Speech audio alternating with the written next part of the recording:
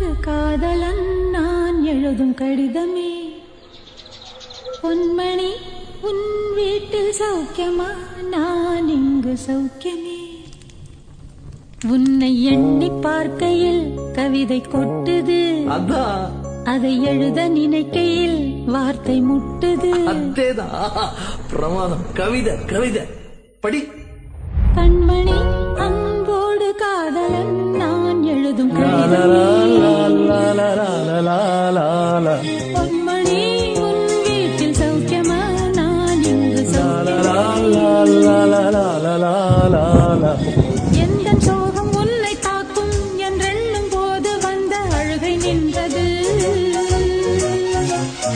மனிதர் உணர்ந்து கொள்ள இது மனித காதல் அல்ல, அதையும் தாண்டி புனிதமானது.